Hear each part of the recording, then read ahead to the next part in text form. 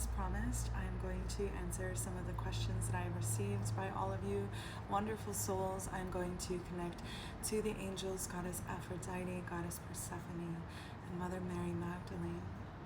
So just to paint a picture for you, when I say connect to the angels, what I have discovered in my own personal meditation is a panel of angels. So I see them as high priestesses.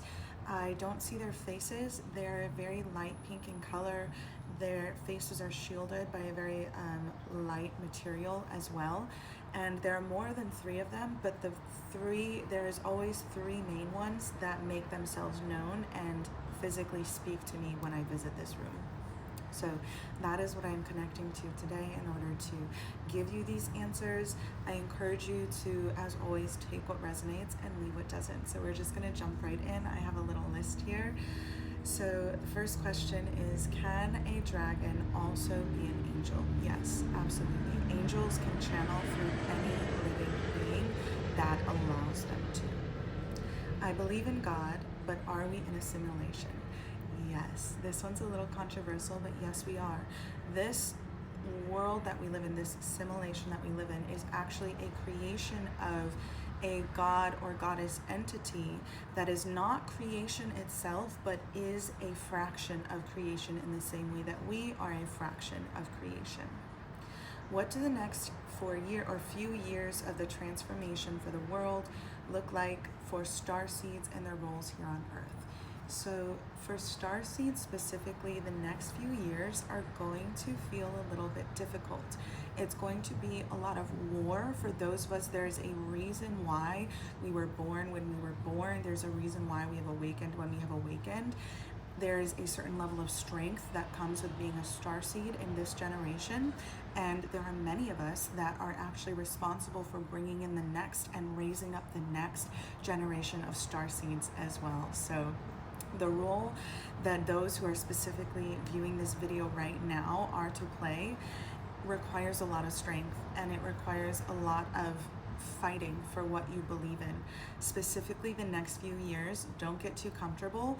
Stay strong. Stay firm in your boundaries. Stay firm in support of yourself and each other, because it's not going to be an easy few years, but your role is vital in the next few years. How can a person read the signals correctly, so signs and symbols correctly? How can you know which way is right? There's no such thing as right or wrong.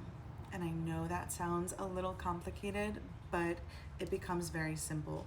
How can you read the signs and signals correctly? Stop looking for everyone else to tell you what they mean. You have to ask yourself what they mean in every moment that you receive it. 333 one day is going to have a completely separate meaning to you this day versus the next time you see it. You have to ask yourself in every moment that you see it, what am I meant to receive right now? Because it's always going to be something different. And if you are looking outside of yourself for that information or that answer, chances are it's not going to be correct. And as far as knowing which way is right, just keep going. Learn what feels good. Learn what feels right. You have to clear your body and you have to listen to your body. That's going to be a key in understanding your intuition. Are we in the process of a spiritual upgrade and total enlightenment? Yes, always. We always have been, and we will be for a very, very long time. The only reason why I didn't say that we always will be is because there will come a time where it is simply light, it is simply peace, and it is simply harmony. And we are moving in that direction. When is the new world coming in where love trumps hate, where love wins over hate? The scales are already tipping. We are on the other side now. Love is actually winning over hatred, believe it or not, as crazy as the world may seem some days.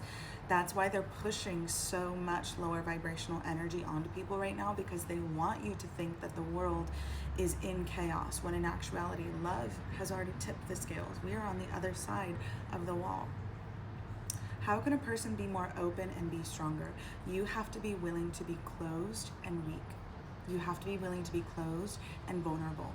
You have to be willing to retreat into your energy and come to know yourself in your darkest and weakest moments. That is the only way that you will be able to truly be open and be stronger. Does spirituality go against Christianity?